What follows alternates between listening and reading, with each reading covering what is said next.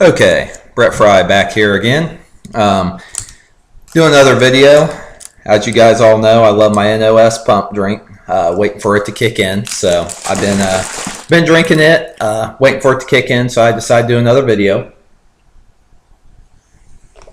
Well, I've been seeing some people's stuff on Facebook, YouTube about prisoners, inmates, why they're so big and stuff. Well, a lot of that has to do with genetics. I mean, if your dad, your grandpa has wide shoulders, bigger arms, more than likely if you work out, you'll develop that too. So a lot of it has to do with genetics, not to mention that they don't have anything else to do during the day other than work out. And I've been hearing people talk about how good prisoners eat and all this and that once again, it varies depending on where you're at. Are we talking, Rikers Island? Are we talking a small jail? Are we talking a big time prison? I mean, like everything else in life, some places are worse than others. And I've been a correction officer in security, all that, and and everybody wants, stuff, right here. That was when I did security. That's been a little while ago, but that's when I did security. I was young. Here's my correction officer picture. I was real young there, Morrow County. That's when I did corrections. I was real young there, and I still got the keys. That goes on your shirt. If you didn't know, it's just easier to grab. I got my badges still, security officer. Got nameplates, so that's proof that I've done security and corrections. I've been in it for probably about 11 years. But anyway, back to bodybuilding, working out. People talk about overtraining all the time and stuff. I agree with that to an extent. But like I said, inmates, what do they do all day? They do push-ups, burpees, sit-ups, anything that they can hang on and do pull-ups and, for their back and stuff. And so, I mean, they work out every day. And I'm telling you right now, from doing corrections, where I worked at anyway, they don't eat good. I forgot my lunch one day, and I ended up going down there and getting a bologna sandwich, and that was a mistake. The bologna was about that thin. There was water running off of it. So they eat bologna, they eat pizza. I mean, that's not healthy foods. And I mean, us out in the real world, we're taking our pre-workouts, our whey protein. They don't have no L-glutamine or a big case of whey protein or nothing for their joints. I mean, they don't get any of that unless there's a crooked correction officer that's giving them stuff, or they're outside on, working, and they get stuff given to them. I mean, there's stuff around things all the time. And back to when I was younger, doing concrete, once again, running the saw, backfilling, digging all day long, shoveling, wheelbarrowing. I worked with guys that were on steroids that were huge naturally, but I worked with other guys that weren't, that were big, and they did the same thing every day. I mean, a lot of guys work 6 days a week. They even work Saturday, some of them even Sundays, when it was a busy time of year and when the houses and everything was booming. And them guys were huge. And I mean, once again, it comes to, what we would say is overtraining. I mean, if somebody said, I'm a bodybuilder and I work out my arms every day and I work out my chest every day, them are the only two things I do, and I do it every day. Well, every bodybuilder is going to say, all you're doing is breaking down your muscles, and you're not going to get any bigger from that. But yet these prisoners and these construction workers and guys, even in factories that, just dumping all day long, something, just dumping and dumping, I mean, they're overtraining, and some of the construction workers were in good shape, but they didn't eat right. I mean, the gut truck would come around, they would grab whatever they could. They were starving, but they were working hard enough that their metabolism, they were burning it all. And not to mention, everybody's talking about inmates and all this and that and how big they are. Well, you also got the fat, lazy ones in there too that don't work out and they just don't care. So I mean, you got your people that's fat. Well, I shouldn't say fat, overweight in every profession, whether that be construction, an inmate. I've seen them all. Guys that's huge, guys that's big. I've dealt with guys that's 500-600 pounds and they don't want to take a shower, and you got to force them to take a shower.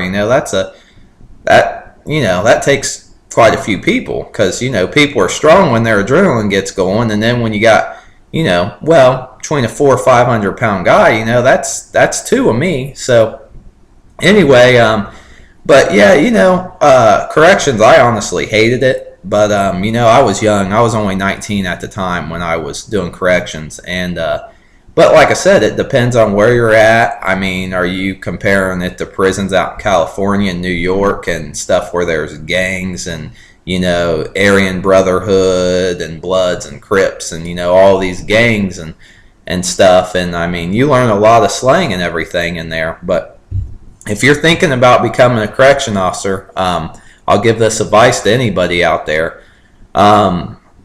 You go in there, you do your job. If you want to talk to them, that's up to you. I personally talk to them because I'm a people person, but I know correction officers that don't say nothing to any of them all day long unless they need something. I personally talk to them and stuff. I kind of like to get to know people, find out what they're in there for, and blah, blah, blah. But the best thing I can say is your first month or two, they're going to be chewing you out and cussing you out and calling you everything that you can think of, probably words you never even heard of before. But that being said, if you can hang in there and stay with it, after a while they get to know you every day, and they don't really bother you. If there's a fight where I worked at, you waited for another 2 or 3 correction officers to get there, make sure nothing happened, and make sure it wasn't a setup, because you could have 2 guys fake fight and get a correction officer in there, and then people gang up on them, and then with everything else, you got correction officers that work out that's in good shape, and then you got correction officers that just does their job, show up, and they're overweight. So just like being a cop, you never know who your backup's going to be. You got somebody that's in good shape, and then you got somebody else that just there for the check, and they don't care. So, like I said, though, I didn't like being a correction officer. I considered doing it again, just because of the benefits and pay. I mean, it's been, naturally, cost of living and everything's went up since I was doing it. But like I said, I was 19 then, and I'm 29 now, almost 30. So, we're talking about almost 11 years ago. So, the pays went up dramatically. Benefits are great. But it's like everything else. The job's not for everyone. You got your good days and your bad days, just like every other job. But, it's just inmates in there want to think you're a goody-goody, and, that ain't true. I've done so much, or I shouldn't say this, but I've done a lot of crap that ended me up in jail.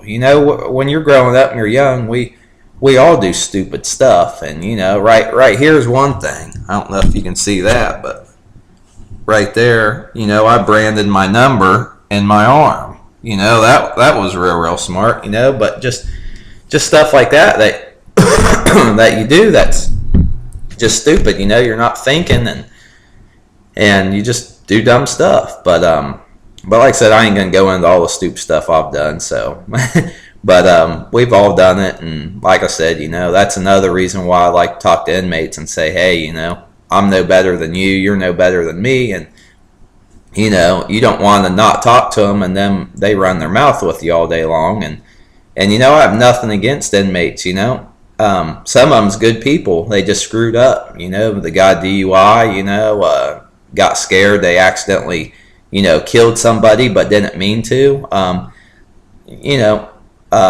the baby rapers in there, the guys that rape kids, they don't have a chance. You try to keep them, segregated. Try to keep them out of the population, but whenever they're out, they still get it. And administrative segregation, I mean, you got guys that's locked up 23 hours a day. They only get their food brought through them through a cell, and they only get 1 hour of activity a day. So I mean, once again, back to bodybuilding, you know, I mean, 23 hours a day locked up in a cell and make anybody go crazy. So, I mean, push-ups, pull-ups, sit-ups, burpees. I mean, I don't know if people's watch TV shows. I'm not big on watching, you know, Locked Up and, you know, all that. But, I mean, some of that's true, and some of it, you know, is like Hollywood, you know. They make stuff seem better or worse than what it is, and guys always act better on camera. If you go into a bad prison, you got a camera, you know, everybody wants to be on camera and stuff, so they act good to get on camera. But, you know, behind scenes, it's completely different. So, just things like that. But, I mean, anybody that's thinking about becoming a correction officer, I've got a buddy that's still doing it. He loves it. I didn't enjoy it, but like I said, you know, that's just me. So just because I didn't enjoy it, don't mean the next person ain't gonna like it. But that's my best advice I can give to you. Go in there, do your job. You know, whether you want to talk to them or not, that's up to you. If they ask you for something like, hey, can I get another pillow? Can I get another mattress? Something like that, then you got to talk to them. You got to answer them. But yeah, as far as dealing with them, I mean, like I said, that's completely up to you. But like I said, the first month or two is hell, because their goal, like I said, they have nothing better to do than to work out or talk crap to you. So they're going to try to get you to quit. I mean, I don't care whether you go to a jail, a prison. I don't care if you go to the smallest jail there is. It's just like out there in real life. You've always got that 1, 2, 3 people that want to run their mouth and start stuff. Well, same with prison and jails, but you just got a lot more of them. And you know, when you're working in the men's dorm and you're 45, 50 to 1, you know, you're going to deal with a lot of crap because they know that they got you 45, 50 to 1. I think, now like I said, this has been 10, 11 years ago, but I think the rule was when I was there, you could be 64 to 1, 64 inmates to you. But if it's 65 inmates or more, then that required 2 correction officers. How they figured that, they say you can see everybody, but once the number hits 65, I think it's BS myself. But, so you can be 64 to 1 at one time. And I think the most I ever had in my men's dorm was 45 or 50, I want to say. But I can't sit here and tell you all the slang and stuff that they use and what they say and stuff, because, you know, I'm not really allowed to. But there is a lot of slang, but you'll catch up on it quick. I will give you guys a tip. You know, when I first started, you know, you think of pepper and salt, you know, just a packet. You think, well, why can't they have that? Well, they throw that in some water and then they throw it in your eye, you know, and it's pepper spray. So little things like that you wouldn't think of as an individual, you know, you'll learn a lot of that stuff in there. And I mean, you'll see some nasty stuff. You'll see some things that you don't want to see. You have to watch everybody that comes in. Not every day, but it's part of your job. Everybody that comes in, you got to watch them shower naked. They got special soaps. One's for not dandruff, but lice. They got to put that on, and then they got to Then they got to clean with soap and stuff. So you make sure their very first day that they're clean and they aren't hiding any drugs. Well, the places where they would hide stuff, I'll let you figure that out. But anyway, so you make sure they're clean and stuff, and then once they come out, all their clothes go to a certain place, and then you give them their jumpsuit. So anyway, I mean, if anybody has wants to ask me any questions, about working out or what to expect in jails and prisons and stuff, I mean, you're more than welcome to ask me. I mean, I'll answer anything, but I just thought I'd talk about that. People, how they always talk about overtraining and stuff, but yet inmates do the same workout over and over again. Construction workers shovel, dig all day long, you know. So that's the problem I have with overtraining. I mean, I've worked out for probably longer than 11 years, off and on. And I'm not saying I agree with it or disagree with it, but like I said, there's people that's out there that does the same job over and over again, and they look darn good. And maybe if they were eating right and taking their protein and stuff, maybe they'd be bigger than what they are. Maybe they wouldn't. I mean, who knows? That's when you go into that's when you start going into you know, would it be better or not if I did that? You know what I mean? I mean, you might take an inmate that works out his arms and chest every single day, does burpees, you know, he got abs of steel, got a chest, you know, out to here, and all this and that, and, you know, he works out, does the same muscle group every day, and he does not, I'm telling you guys right now, at least the jail and prisons I was working at, they did not feed them guys good. I mean, if you guys thinking they're eating grilled chicken and steak and, you know, they're getting their good carbs and all that, I mean, you guys got a rude awakening. So, like I said, they eat pizza, they eat bologna. I mean, they try to give them the food groups. I mean, they'll throw, like, say, it's more like when you're growing up as a kid and you're in elementary school and high school. Well, mostly elementary school and middle school. They try to give you your milk. They try to give you, like, say, pizza for your protein, your vegetables, the corn, green beans, something like that. And then they'll give you, like, a fruit thing.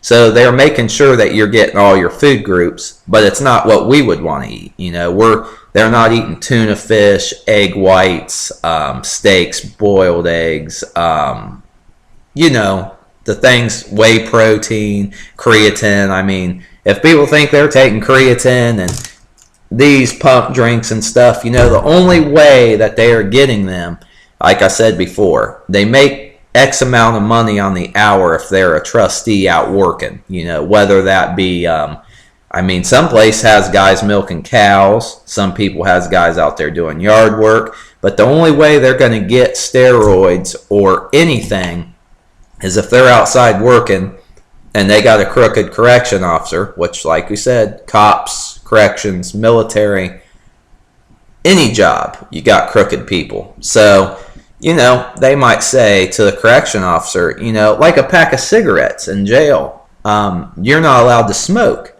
So, I mean, these guys are dying. And if they're outside, I swear to God, you guys, $5, $6 you could get for one cigarette.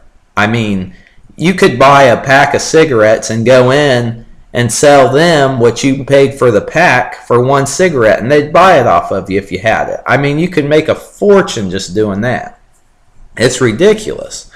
So, I mean, cigarettes, excuse me, and then, you know, like, say a crooked correction officer, they were outside working, and say they said, you know, I want a pump drink, you know, or I want to try Jacked. So, say they bring in, say this is a thing of Jacked, and they say, here, let me try a scoop of that. They scoop the thing out, have water out there naturally for them so they don't get dehydrated and stuff. Put that in there, mix it up. Inmate drinks it real quick. He keeps working, goes back, hits a workout. You know, but like I said, that's the only way that they are going to get stuff, because everything that you send in, they aren't allowed to have naked pictures, no girls on bikinis, blah blah blah. Every mail that gets sent in to an inmate is checked. If it's a picture of a naked woman, their wife, stuff like that, it automatically gets thrown away. They're not allowed to have anything like that. Just a note, you know, you even got to read the notes to make sure somebody's not saying, hey, you know, take care of this guy, or, you know, we're going to try to break out tonight around this time. So everything is on camera, read, watched, everything. And so anyway, this video is almost 20 minutes. You know, I get talking about bodybuilding and jobs and all that, and time just gets away from me. But, you know, I wasn't lucky enough to have somebody talk to me when I started doing corrections. So I'm I just want people to know what it's like and what they're getting themselves into. And I'm not necessarily saying it's a bad or a good thing, but I'm just wanting them to know. I walked into it blind. So I want people to ask me questions, message me, anything. Because if somebody's, considering being a correction officer, I want them to know what they're getting into, and just things to watch out for, like any other job. So there's a lot of things to watch out for. Anything else? I mean, guys will hide cigarettes underneath sinks, the drain thing like that goes up. The pipe is what I'm talking about. They'll hide them under there. They'll hide them under their mattresses. They'll hide them anywhere they can hide them. They'll hide them. And naturally, lighters, they aren't allowed to have lighters. I mean, anything that could burn something down, cut somebody, is automatically taken. And it is amazing how much time they have on their hands and what they can make out of stuff. Guys will set a fire real quick because they'll sneak in a lighter somehow, and they'll go like that with it, and they'll turn that plastic into a knife. And what's in prison and jail is they'll say that guy got shanked, and I will go into a little bit of it, saying people say bumping titties, that means they're getting ready to fight. Titties up, it means the guy's laying down, he's dead.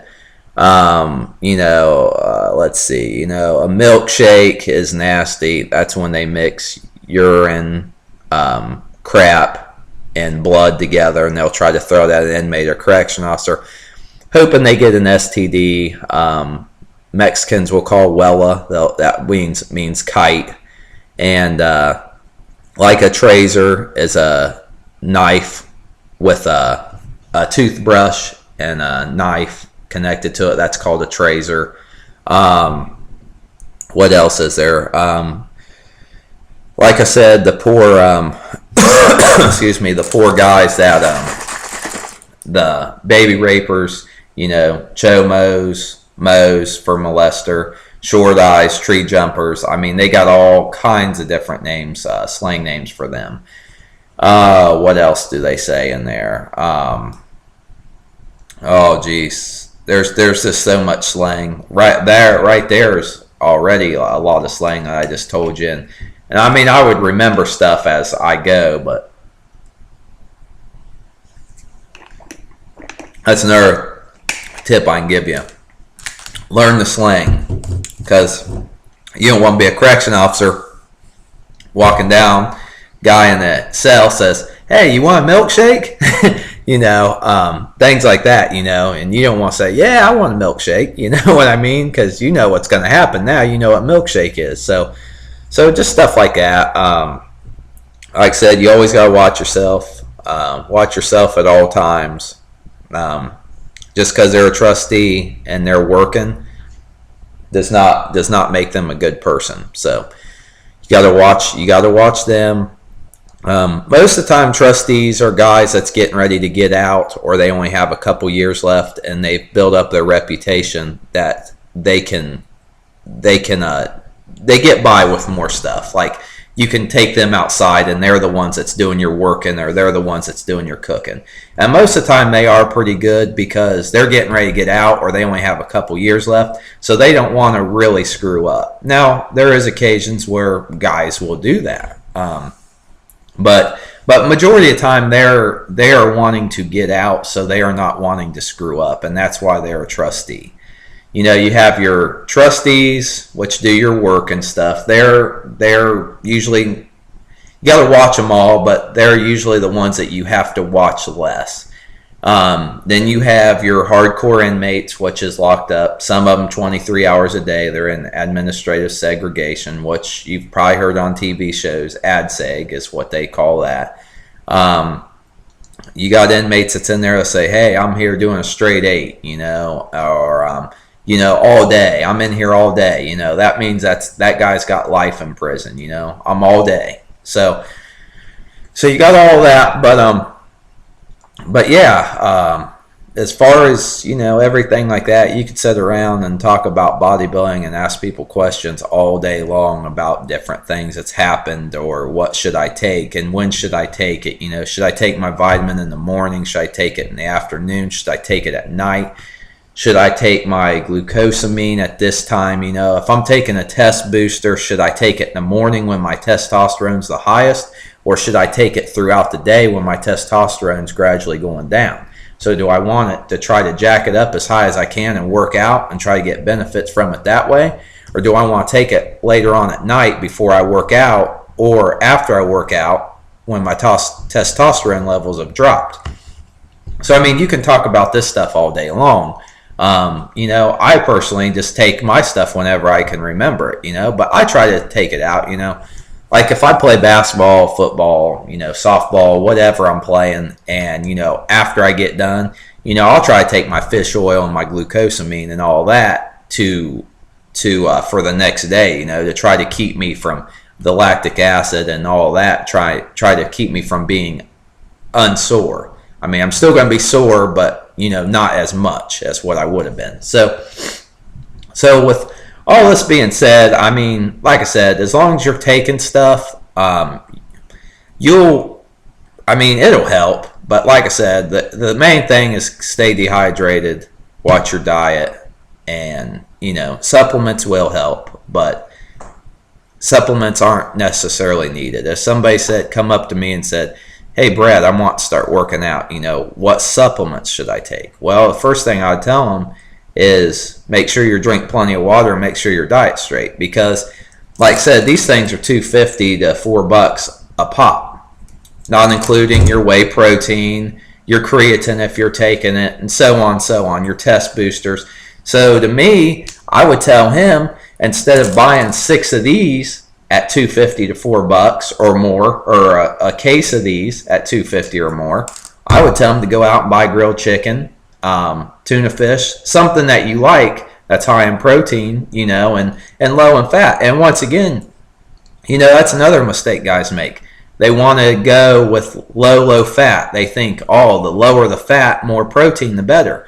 Well, that's true in certain instances, because fat, you need so much fat anyway in your daily diet, and if you don't have it, that hurts your testosterone too.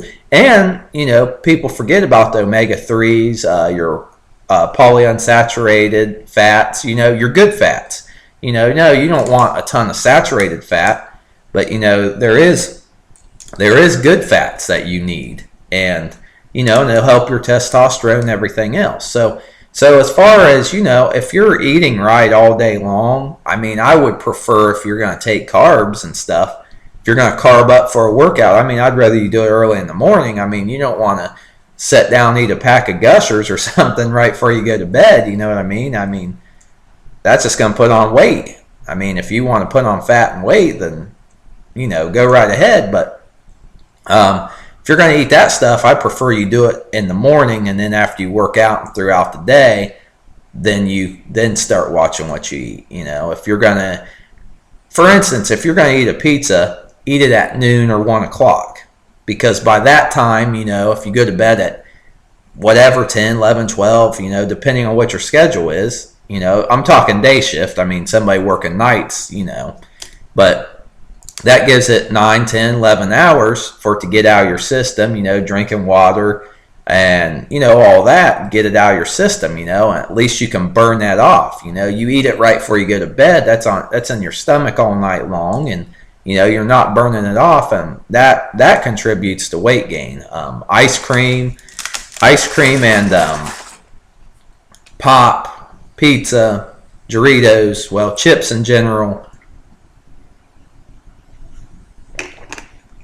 all that before you go to bed, it's just not good for you, and that'll kill your gains and everything. But like I said before, that branched chain amino acids, I work out with guys that'll mix up their protein, put their BCAAs in with it, and that, to me, that's just overkill. That's a waste of money. You're already getting all your amino acids, and my buddy, he's one of the biggest guys that I've worked out with that's natural.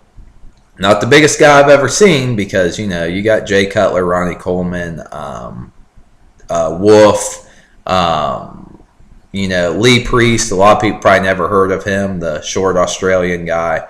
There's a lot of bodybuilders out there, but I'm talking about natural ones. My buddy, like I said, is one of the biggest guys, strong, and one of the biggest guys I've ever been around. And he drinks what I do a lot of times. I mean, I got whey protein now, but when I'm low on money and don't have enough money to go out and buy that, he just drinks chocolate milk after a workout. Gives him his protein. It's got casein in it. It's got fast digesting protein, and it's got your carbs. I mean, really everything you need. And he's done that for years. I mean, he looks great. And so you don't need all that stuff. Like I said, working out, your diet, water, just natural. I mean, think about them guys back years and years ago. Like the Stone Age guys, they worked. They didn't have protein and all this stuff again. Same thing with the guys in jail. I mean, the workouts that they're doing are awesome workouts. I mean, push-ups still to this day, once again, they aren't going to have somebody that's going to say, here's a 45-pound weight. I'm going to put it on your back. You do as many as you can, and then we'll take it back off your back, I mean, that guy in there, the inmate he's living with could be a murderer. He just slam that 45 on him. That's why they took out, in most jails and prisons, they took out the free weights, the 45-pound bars, the weights and stuff, because what would happen is guys wouldn't like somebody. They would spot them. They would hold it there, and when the guy couldn't get up anymore, they'd just let it go, and it'd get him right here. It'd just cut him. It would not cut him, but it would kill him. It would just cut him right off right there. And using it for weapons, 2.5, 5-pound weight, people hitting people swing 45-pound bars around. And the problem was, too, is these guys were getting stronger than the correction officers. So that's another reason they took them out. Because once again, it all comes down to is having good genetics, too. I mean, I know you guys, I've seen it, and I'm sure you guys have seen it. You can take two guys, put them on the same diet, same supplements if they're on it, same everything. And the one guy will be a lot bigger, more cut and lean than the other guy, And you start getting more and more people. You do that with 10 or 20 people, or say 50 people. There'll always be a couple of them guys that will piss you off because they will look so good in that amount of time. And it is amazing, but that all comes back to genetics. Like I said, I've been a personal trainer. I teach a lot in football, baseball, and basketball. That's my three main sports. But what I tell kids is get your fundamentals right. Because, if you don't have the right fundamentals, it's not going to help you. I see these kids. This kid, he was, my girlfriend's son played football with him. He's 8 years old, not even 9 years old yet, and already tore an ACL. And the kid's 8. That's bad enough, when you're an adult or when you're in college. And he's 8 years old. So these kids don't properly know how to tackle. It's their first year. I mean, I'm not trying to be a baby and stuff, but I don't think kids should start tackling until they're at least middle school. I mean, their bones aren't mature. They aren't eating right. Kids want to drink pop and juicy juices. They don't want to sit down and drink milk for calcium. I mean, let's face it. When you're a kid and your mom comes home and says, what do you want to drink? Do you want pop or milk? Do you want a juicy juice or do you want orange juice? I mean, they're kids. You know what you're going to pick. I mean, even me to this day, if somebody come in and said, I don't drink pop, but if somebody come in and said, hey, I got some, juicy juice or some Kool-Aid in there. Well, heck yeah, I'm going to take that over milk. You know what I mean? So I mean, it's even that way for adults too. But,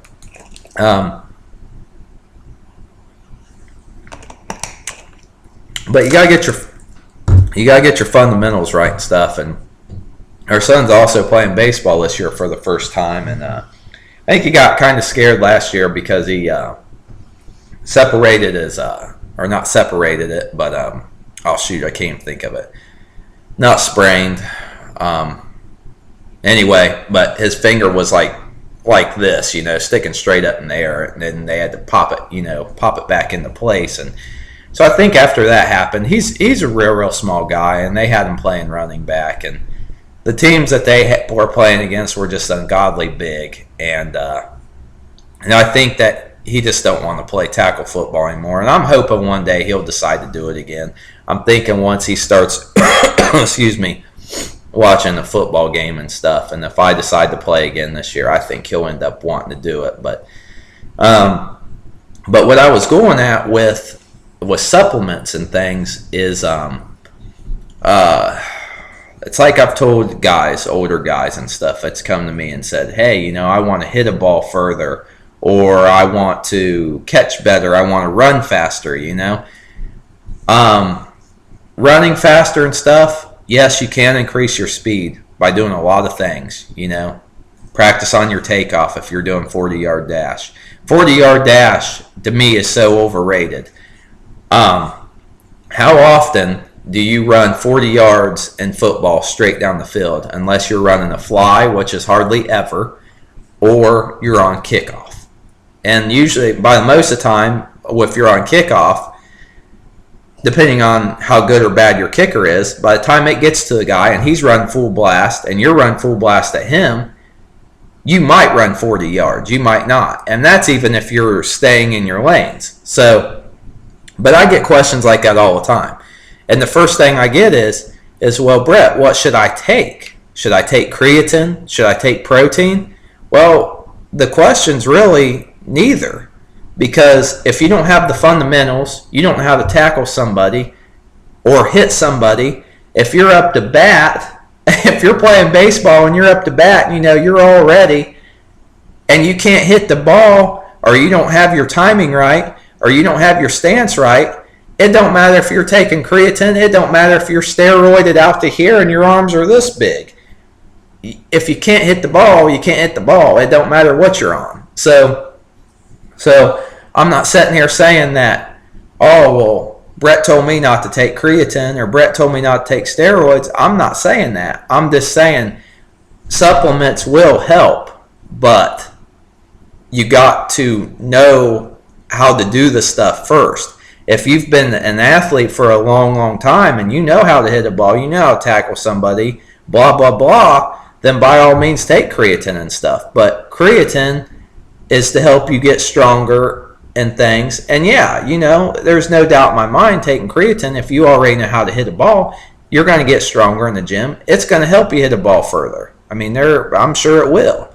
But if you've never played in your life and you don't even know how to hit the ball, well, it don't matter what you take, unless you can take some magical pill that's going to make you rip, that's going to put you up there and be like, oh man, I'm just, it just don't work like that. So, but there are so many ways to increase your speed. I have a parachute, running stairs, running sprints, jump rope, wall sets for your legs, just things. Another thing I disagree with is heavy squats. You don't want your legs getting huge where you can't even run. So I always went lighter on squats, and I ran a 4.37 that was lasered at Marshall, and my times was always 4.3, 4.4. I ran a 4.28 one time, but I never say that because it was hand timed. So the guy, what happened was he's hit the timer after I've already started. That's why it was so fast. So that's, hand timing is not legit. It's just kind of a place to see where you're at. And a lot of colleges still use them, but I ran a 4.37 on a laser. So that's accurate. As soon as you take off, that thing's going. And as soon as you end, it's stopping. It don't get no accurate than that. So a lot of guys don't believe I ran that, but on my Facebook, I've got I've got document of me running that, but people still don't want to believe it. Well, people don't know my diet, and people don't know what I did all that year. All I did was practice my 40. All I did was work out. I ran and ran and ran. I ran sprints. I pulled sleds. I ran with parachutes. I ran steps.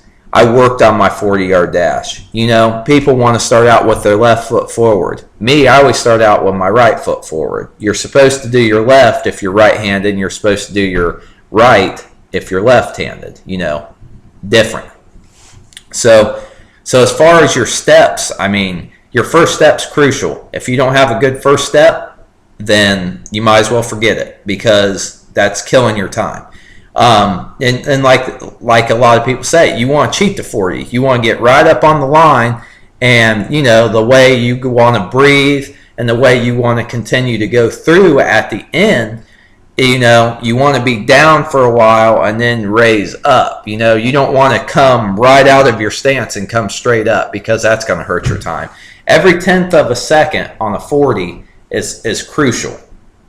And like I said, you know, I'm not fast anymore. I don't claim to be, and there ain't no way I could run a 4.3 right now. I couldn't run a 4.4. I probably couldn't even, I'd be lucky probably run a 4.7, 4.8 right now. I mean, in all honesty. And people don't realize it. You go out and you run a 5 flat. You run 5 seconds, 40-yard dash, and at the end, people say, oh, well, you ran a 5 flat. Well, by pro and D1 standards, that's slow.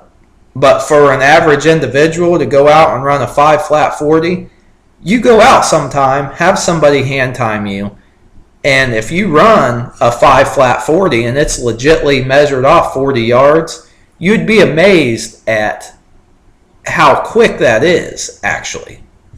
And you know, and that's, you know, like I said, you can sit around and talk about this stuff all day long. I've seen guys that's super fast without pads, you know, and I'm a perfect example. I ran a 4.37, but you don't run a 40-yard dash in pads. That's another reason why I think it's overrated. You know, you run in no pads. So me, naturally, everybody is, but there's game speed and there's speed with just practicing without running. I was super fast without pads on. Once I got pads on, I was a lot slower. So for instance, if you ran a 40-yard dash in pads, people that I was faster than without pads would be faster than me with pads. So there's a difference between game speed and not game speed. And a lot of people don't understand that either. They wonder how this guy got tackled, or how this guy caught up with him when this guy runs a 4.33, because that guy has game speed. That's why he caught up to him. It's not because that guy's faster. Maybe the other guy that was chasing him had more endurance than him. You know, I know guys that's super fast, but they run out of gas real quick. That was me, you know. I got tired quick. You know, if you're running a kickoff, I don't care if you're in the greatest shape ever and you do setups and you've run sprints your whole life. You return a kick and it goes into the end zone a little bit and you decide to return it and you run all together 103, 104 yards dead sprint. I don't care who you are, you're going to be out of breath. And it's going to take you a little while to get your breath back. So that's, I mean, I'm just saying that there's so much to sports that people don't even realize or think about. You know, people watch these pros and people think, oh, it's amazing. He caught it like this, or he dove and caught it. Well, anybody that's a decent athlete can do that. Most of the people that's watching these games that think these catches are amazing are people that's never played before. And I'm not sitting here saying I'm an all-star or anything else, but I'm just saying there's a lot of other guys that can do the same exact thing. And you know, just like you start comparing divisions, you know, a guy playing Division 3 could play Division 1, a guy that's playing Division 1 could play Division 3. Most of the time your D1 players, yes, are better than your D3 players. or your NAIA players, and so on and so on. You sit here and you say, well, he plays in the subdivision, I mean, let's just face it, like this year, the NCAA, March Madness. Mercer beat Duke first round. Is Mercer a better team than Duke? No, they're not even close. Half the people probably never even heard of Mercer. People probably years ago, I forget what year it was, when Wisconsin played Davidson. I've been through Davidson a lot going to Florida. It's in Davidson, North Carolina. But people would have never heard of that school because they only have like 1,600, 1,700 students. It's a small school. It's right around Lake Norman. But people would have never heard of that school if it wasn't for Stephen Curry. And so it's just funny how people find out about these schools, like Liberty, Drake, not the singer, the college, Valparaiso, I can't even think of that other school. But, I mean, there's so many other colleges out there in the U.S., and they all have great college athletes. And, you got to go to who gives you the best deal or what has your major. I mean, your goal might be saying, I want to go to USC and play football. That's the best school, I would love to play for USC. Well, if you're going to USC and you have a full ride to go someplace else and USC don't have your major, I mean, why are you even going there? I mean, unless you're for sure going to go pro, I would never go to a school that don't have your major. You see these guys, they're taking classes like African American Studies, management, and I'm not cutting on them degrees because, let's face it, they go to school, they put in their time. A degree is a degree, no matter what you got. So I was going to go to college. I went for a quarter. I dropped out. I didn't play sports because I couldn't because of my grades, because of the NCAA clearinghouse. I was at Marshall for 4 days before they come in and said you're ineligible. That's why I talk about Marshall. I never actually played for Marshall.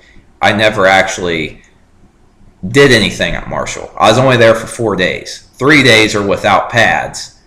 Let's see. No, I take that back. First day, you're not in anything. Second day, you wear pads with shorts. Third day, you get to wear your helmet. And then fourth day, it's something like that. But the fourth day is when you're allowed to start hitting and really getting into it. So, but like I said, I never got to really experience Marshall. That's the biggest regret of my life. I would love to play D1 football.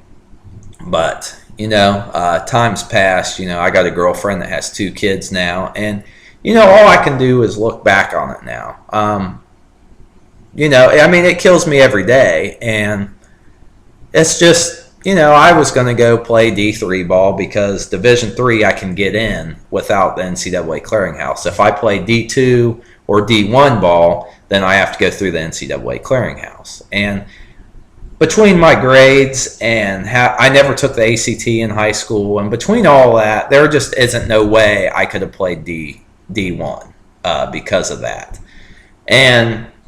But like I said, so here I am, a D1 athlete, and I go to a small college, D3, that's not saying that I'm not a D1 athlete.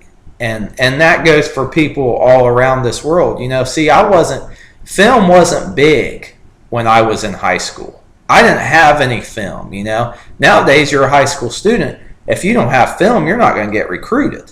It used to be, coaches would come from all around to recruit, to watch you. Hey, watch number 37. Hey, watch number 22. Watch number 11. They'll go and they'll see how players play. They'll write their number and their name down and where they're from. And that's how they used to recruit. Nowadays, it's send us film. Send us film. You want to come? Send us film.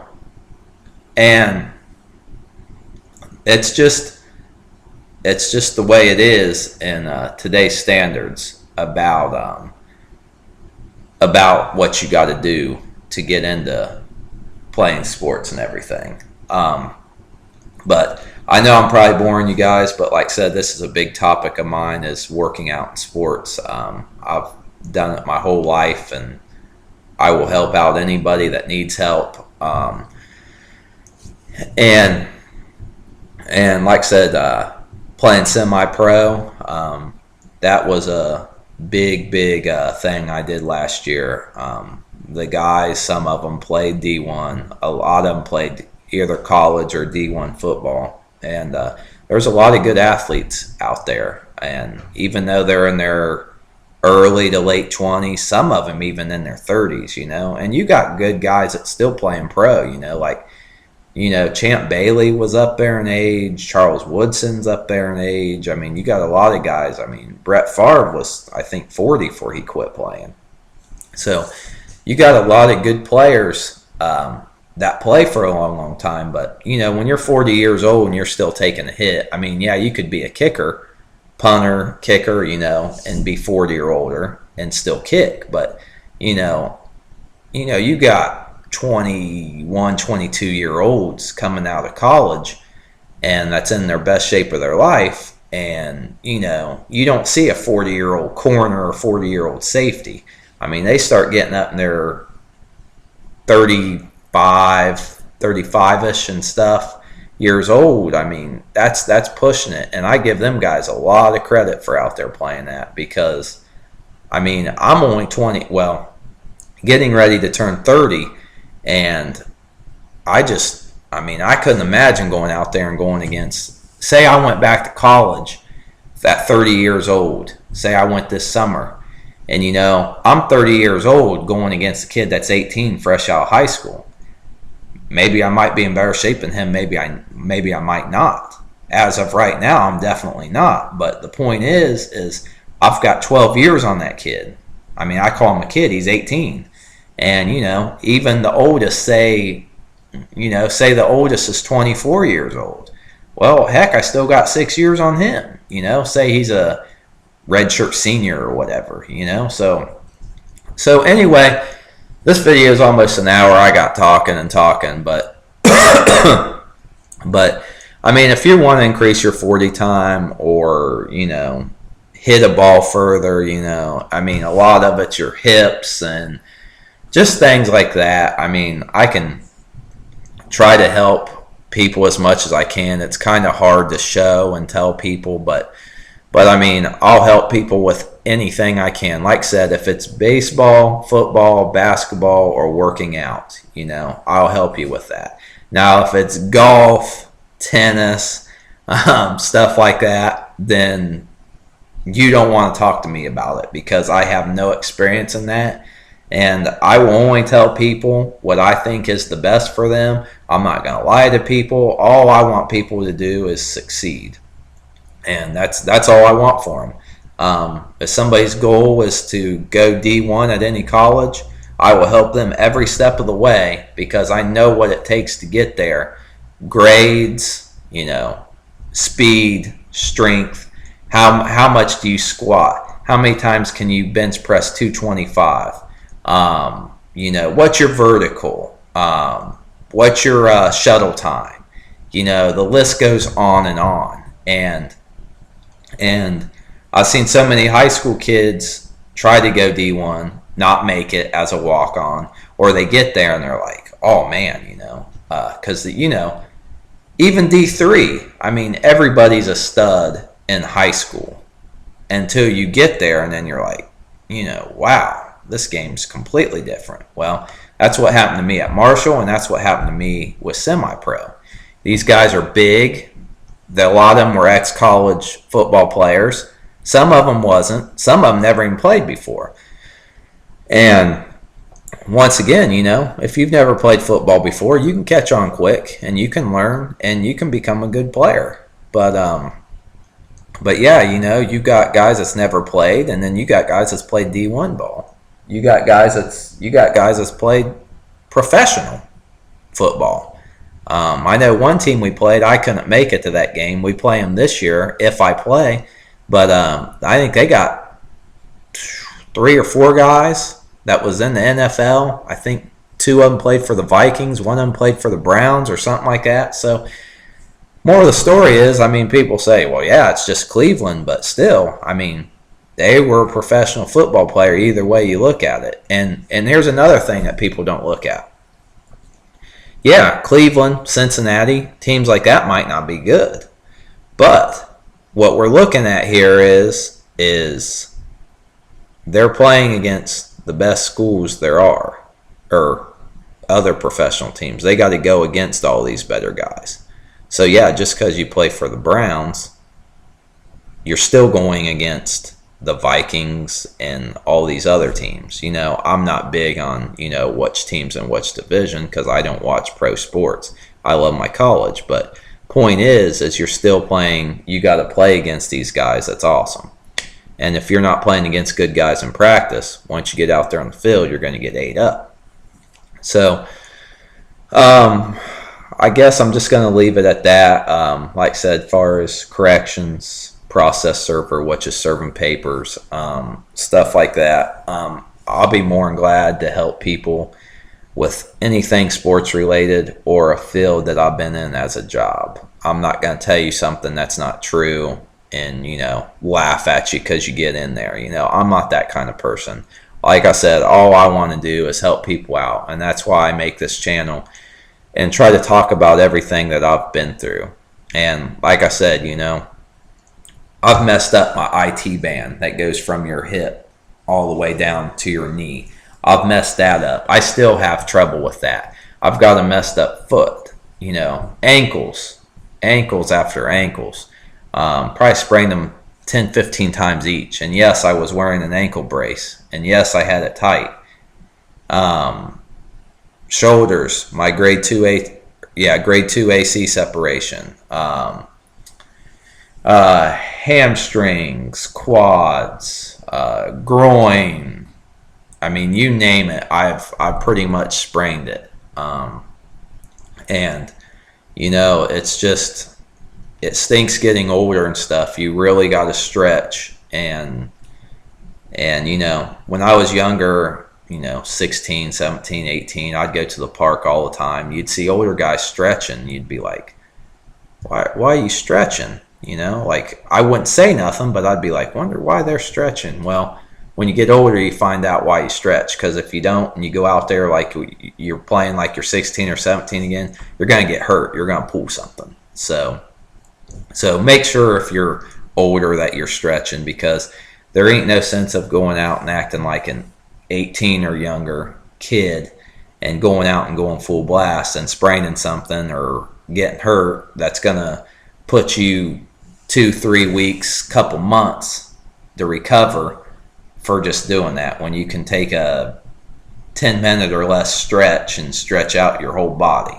So there just ain't no point in that. But anyway, like I said, I apologize. This video is almost an hour. I think my NOS pump drink has definitely kicked in now. It says wait a half an hour to build up tolerance and then drink it as you go. But anyway, like I said, I got talking about this video and everything with working out and game speed and jobs and excuse me. And I just wanted to talk about with everything. And but like I said, if anybody needs help with anything, like I said, if it's football, basketball, or baseball related, or corrections, security, you know, I've done a lot of different jobs, truck driving. I know I said construction and that, but let's see, worked at a factory.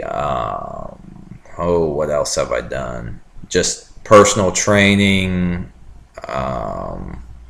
detailing cars. I was a paper boy when I was like 13 years old. Let's see. I mean, I've done pretty much about every job there is, other than big things like a pilot or a lawyer, you know, things like that. So anyway, feel free to, if I can talk, subscribe to my channel, and I will help you every step of the way I can. Thanks again.